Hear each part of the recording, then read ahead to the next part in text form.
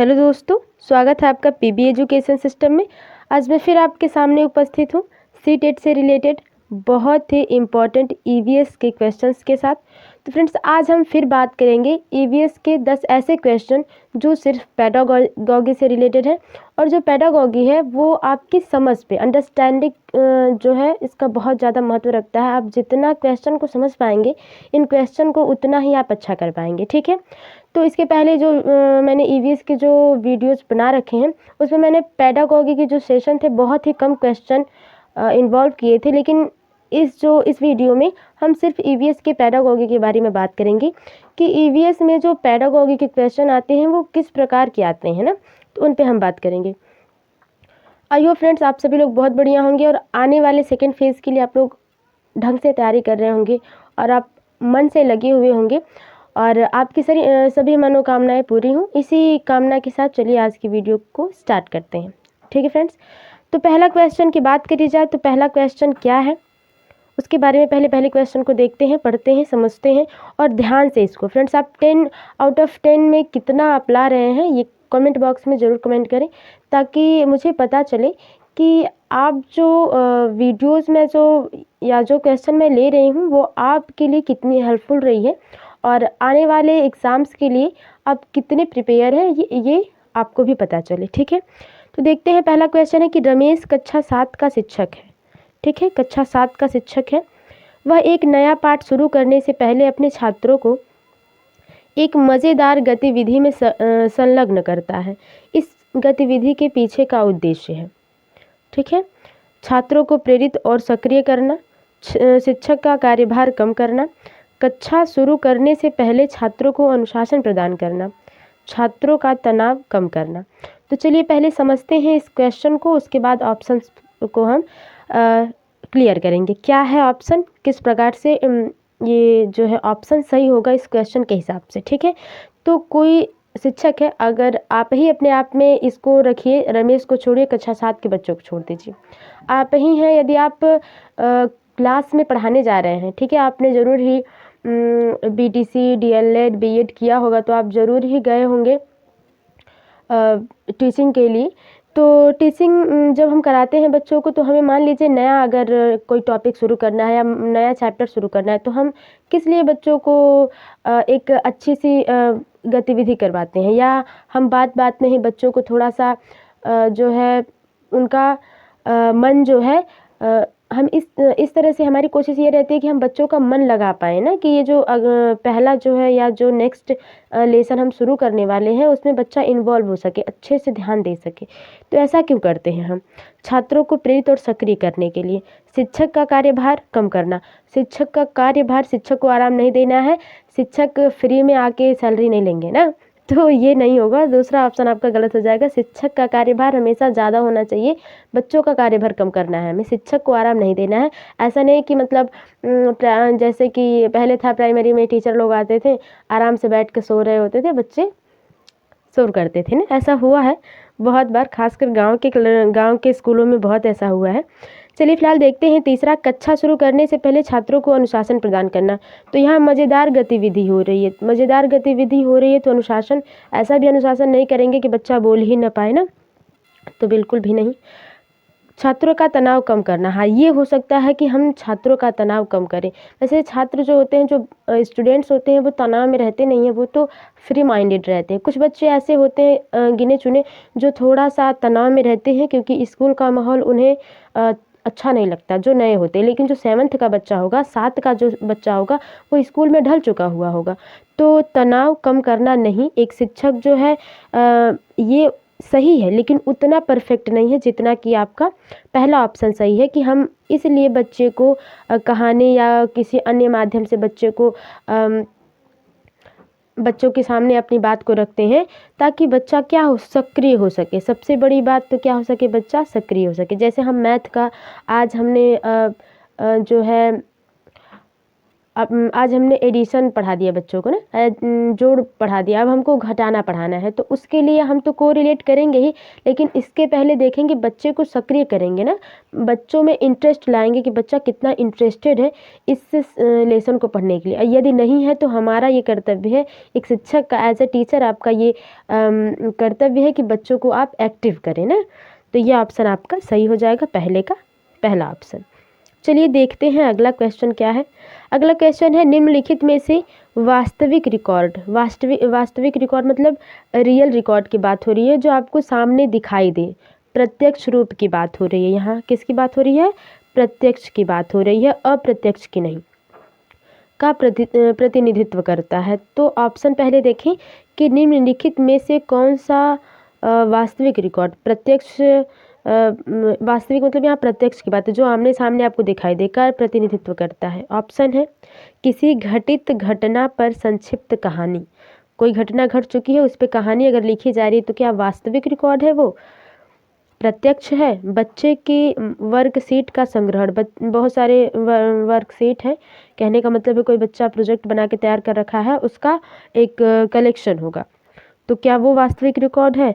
माता पिता को दिखाई गई एक अनौपचारिक रिकॉर्ड, तो माता पिता को जो हम एक, जैसे बच्चे का टेस्ट लिया हमने, तो वो एक माँ बाप को दिखाया जा रहा है, पेरेंट्स को दिखाया जाए, तो क्या वो रिकॉर्ड जो होगा क्या। या अनौपचारिक की बात करी जाए तो वो स्कूल से संबंधित नहीं होगा, जैसे बच्चे का खेल कूद में हुआ ना, या सिंगिंग में हुआ, कोई अनौपचारिक चीज़, जैसे घर पे ही बच्चा कुछ क्रिएटिव काम कर रहा है तो उसको अगर पेरेंट्स को दिखाते हैं तो वो भी वास्तविक रिकॉर्ड हुआ कि नहीं। ये सोचिए आप, किसी बच्चे की प्रगति के बारे में स्कूल प्रशासन को दिखाई गई रिपोर्ट, मतलब रिपोर्ट, तो बच्चा कितना ठीक है, उसका IQ लेवल कितना अच्छा है, कितना पॉजिटिव सोच सकता है, कितना इन्वॉल्व है, कितना इंटरेस्ट लेता है चीज़ों में, क्लास में, वो अगर हम स्कूल के प्रशासन को दिखाएं तो वो रिपोर्ट क्या होगी, वास्तविक रिकॉर्ड होगी। तो आपके हिसाब से क्या लगता है। लेकिन इस पर अगर ध्यान से आप देखेंगे फ्रेंड्स, तो यदि हम पहले ऑप्शन को देखें तो जो आपका पहला ऑप्शन है कि किसी घटित घटना पर संक्षिप्त कहानी, तो कोई घटना घट चुकी है और उस पर आप फिर उसको अपने भाषा के माध्यम से, अपने माध्यम से उसको लिख रहे हैं, तो वो आपका प्रत्यक्ष हुआ नहीं, वो वास्तविक रिकॉर्ड नहीं हुआ, क्योंकि वो पहले ही घट चुका है ना, कोई घटना है पहले घट चुकी है और आप उस पर कहानी लिख रहे हैं, तो ऐसा जो है प्रत्यक्ष नहीं हो पाएगा, ये प्रत्यक्ष रिकॉर्ड होगा ही नहीं। तो ये ऑप्शन गलत हो जाएगा। माता पिता को दिखाई गई एक अनौपचारिक रिकॉर्ड की बात हो रही है, लेकिन बच्चा वो काम को कर चुका है, ठीक है, और फिर उसके बाद रिकॉर्ड दिखाया जा रहा है कि आपका बच्चा कितना बेहतर है और कितना अभी बेहतर होने की ज़रूरत है। तो ये ऑप्शन भी आपका गलत हो गया, क्योंकि यहाँ वास्तविक रिकॉर्ड की बात करी है। किसी बच्चे की प्रगति के बारे में स्कूल प्रशासन को दिखाई गई रिपोर्ट जो है वो बनाई गई है, लेकिन बच्चा इस टाइम में सक्रिय नहीं है, ठीक है। जब इस टाइम में सक्रिय रहेगा, प्रेजेंट टाइम में बच्चा एक्टिव रहेगा, तभी वो वास्तविक रिकॉर्ड होगा, तभी वो रियल होगा ना, तभी वो प्रत्यक्ष होगा। तो ये ऑप्शन नहीं सही है। बच्चे की वर्कशीट का संग्रह यहाँ संग्रहण या संग्रह जैसे इकट्ठा करना, कलेक्शन से मतलब है यहाँ पे, ठीक है, कलेक्ट करना या कलेक्शन से मतलब है, ठीक है ना। जैसे बच्चे को हमने वर्क दिया, प्रोजेक्ट तैयार करने के लिए दिया कि बच्चे आप 2 वृक्ष ले लीजिए, एक आम का वृक्ष ले लीजिए और एक नीम का वृक्ष ले लीजिए, दोनों में आप जो है एक कोई पेज ले लीजिए, उनकी पत्तियों को, उनकी छाल को इस तरह से डिस्क्राइब करिए या कुछ अलग तरीके से उसको डिफाइन करिए ना, उसमें अंतर बताइए ना। तो ये बच्चे का जो वर्कशीट का संग्रहण होगा वो वास्तविक होगा, क्योंकि वो जब भी आपको दिखाया जाएगा एज ए शिक्षक या एज ए पेरेंट्स आप देखेंगे तो उस टाइम में क्या होगा, प्रत्यक्ष होगा, ठीक है ना। ऐसा नहीं है कि वो पहले से ही करके जो है रख चुका है बच्चा, तो वो अप्रत्यक्ष हो जाएगा, बिल्कुल नहीं। तो ये ऑप्शन आपका क्या हो जाएगा, सही हो जाएगा। आई होप आपको मेरी बात समझ में आ रही होगी, या जो मैं समझाने की कोशिश कर रही हूँ वो आप तक पहुँच पा रहा होगा। चलिए फ्रेंड्स देखते हैं अगला क्वेश्चन। EVS के पाठ्यक्रम को, ठीक है, EVS एनवायरनमेंट के पाठ्यक्रम को विषयों में से, ब्लैंक है इसमें डैश है, EVS के पाठ्यक्रम को डैश विषयों में से विभाजित किया गया है, जो अधिगम के प्रत्येक पहलू को विकसित करने के लिए आवश्यक है, जिन्हें प्राथमिक स्तर के बच्चे के लिए महत्वपूर्ण माना जाता है। ऑप्शन है 2 विषय हैं कि 4 विषय हैं, ठीक है, 5 विषय हैं या 6 विषय हैं, ठीक है। तो पाठ्यक्रम ईवीएस के पाठ्यक्रम में कितने विषय रखे गए हैं, तो मैं आपको बता दूं ये 6 रखे गए हैं। आप इसको बिल्कुल ही अपने जो है नोट्स में पढ़े होंगे, मैं उन सब का नाम बता दूं। तो उसमें जो 6 हैं उनके बारे में बता दूं आपको। तो पहले की बात करें तो वो है परिवार ना, आपने पढ़ा है। इसके कौशल और उपकौशल ने पढ़ा है ना।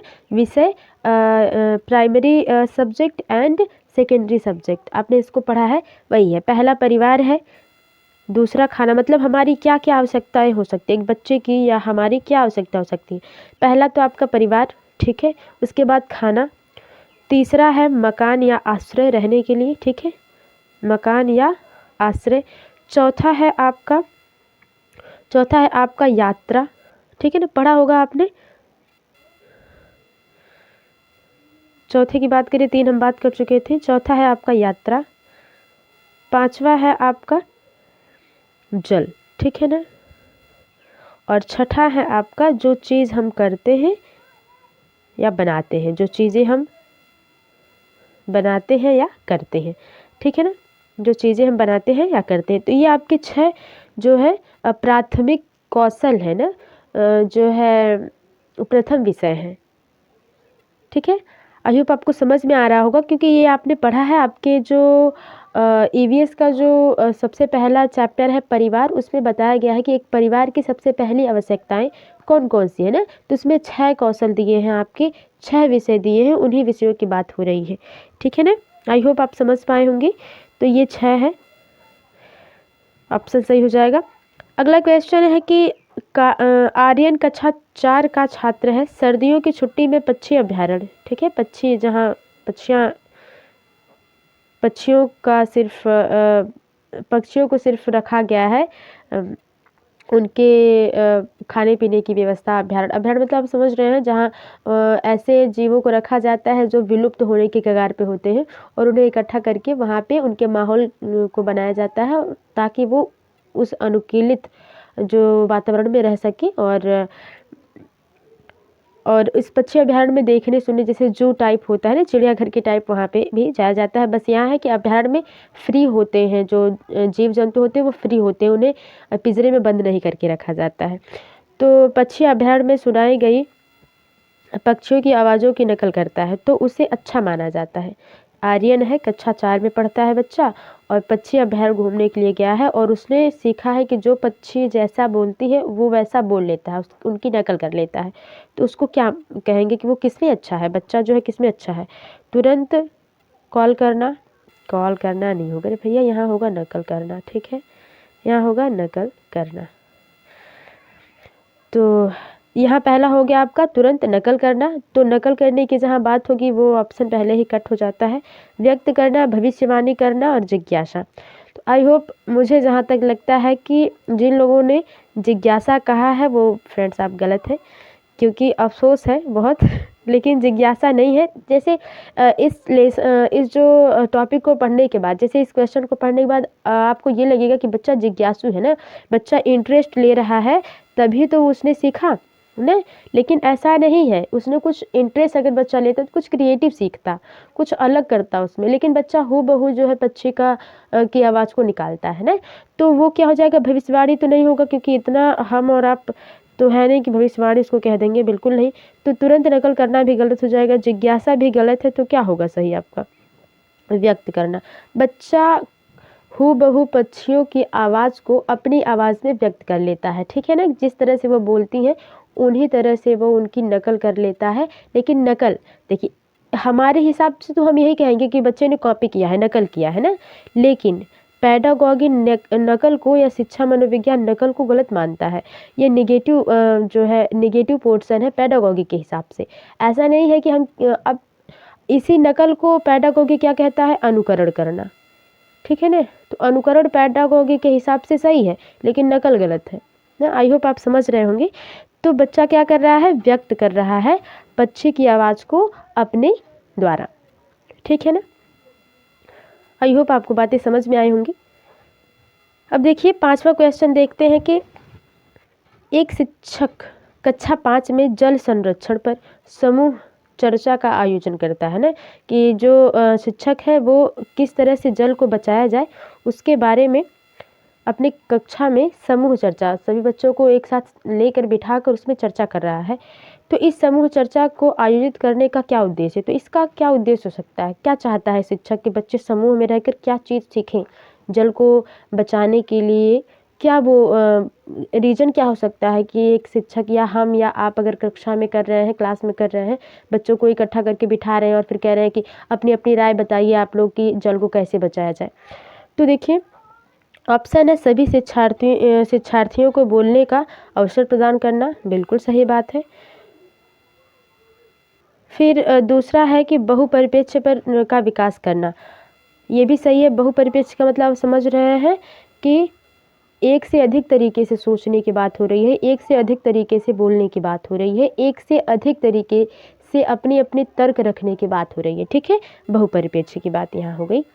और तीसरा है प्रभावशाली तरीके से कक्षा प्रबंधन करना। तो जब आप समूह चर्चा करवा रहे हैं तो जायज़ सी बात है उसमें बच्चे आवाज़ करेंगे, क्योंकि जब बच्चा बारी बारी से अपने तर्क रखेंगे तो उसमें कहीं ना कहीं आवाज़ होगी क्लास में।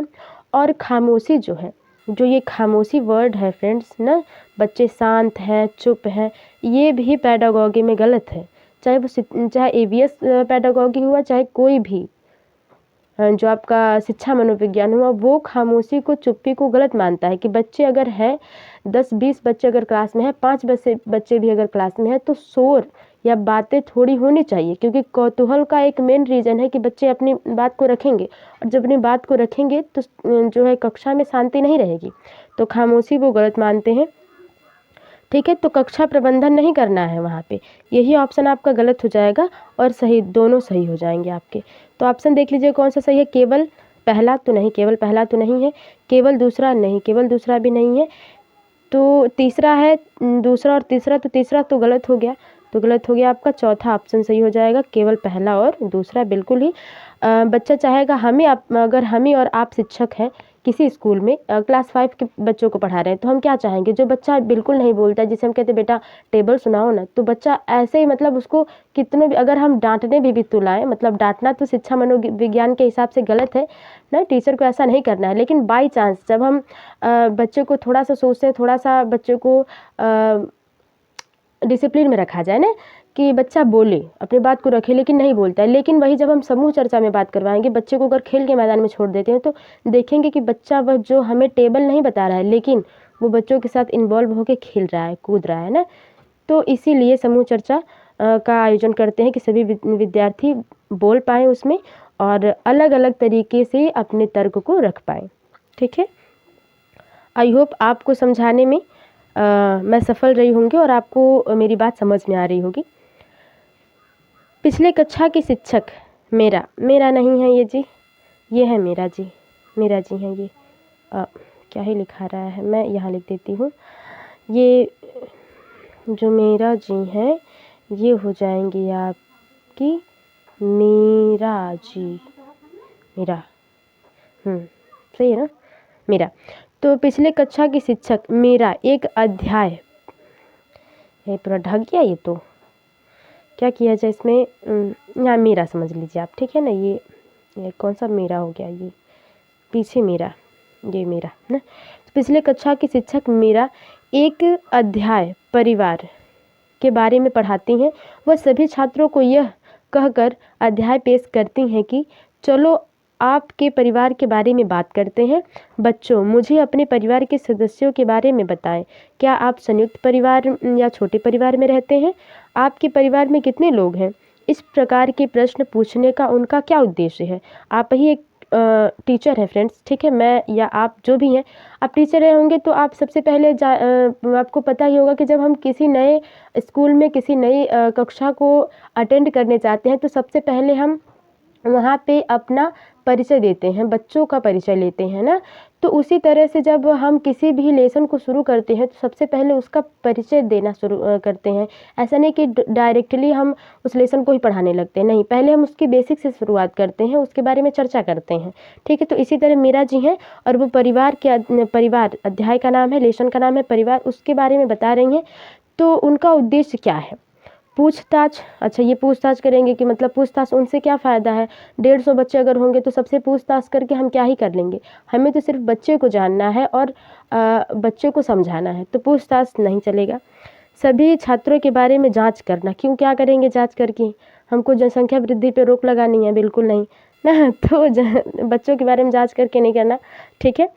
बाहरी दुनिया के साथ कक्षा अधिगम को जोड़ना, बिल्कुल यही रीज़न है कि हम जो है एक शिक्षक जो है बच्चों को पढ़ाता है तो उसको कोई ऐसा रीज़न नहीं होता है कि बच्चे के बैकग्राउंड से हमें या उसकी कोई पर्सनल चीज़ों से हमें कोई मतलब काम नहीं होता है।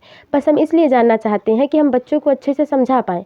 जैसे हम सारे बच्चों का नाम जानना इसलिए चाहते हैं कि हम अगर बच्चों के नाम जानते रहेंगे तो अगर कोई बच्चा डिस्ट्रैक्ट हो रहा है क्लास में तो हम तुरंत उसका नाम लेके उसको स्टैंड अप करवा देंगे, कुछ एक्टिविटी करा के फिर बैठा देंगे ताकि बच्चा एक्टिव हो जाए ना। तो बाहरी दुनिया के साथ कक्षा अधिगम को जोड़ना ताकि बच्चा क्या है चीज़ों को आराम से समझ सके। अधिगम मतलब सीखना, ठीक है, लर्निंग। अधिगम के बारे में मैंने अधिगम क्या है, अधिगम की क्या क्या परिभाषाएं हैं, कितने लोगों ने कौन कौन से अधिगम दिए हैं, मतलब अधिगम के कितने प्रकार दिए हैं, सबके बारे में मैंने ऑलरेडी बहुत पहले वीडियो बना चुकी हूँ मैं। अगर आप फ्रेंड इंटरेस्टेड हो, ठीक है, इंटरेस्टेड हो तब जाके आप देखें, अन्यथा अगर आपको अधिगम अच्छे से बखूबी पता है तो कोई ज़रूरत नहीं है, क्योंकि एग्ज़ाम आपका नज़दीक है। बस आप नई चीज़ों से पढ़ने से अच्छा है जो आप पढ़ चुके हैं, जो आप समझ चुके हैं उस पर ध्यान दें, ठीक है ना। और शिक्षा मनोविज्ञान फ्रेंड्स कहता भी है कि हमें जो है बच्चों के वातावरण से रिलेटेड हमें चीज़ों को सिखाना है, ठीक है ना।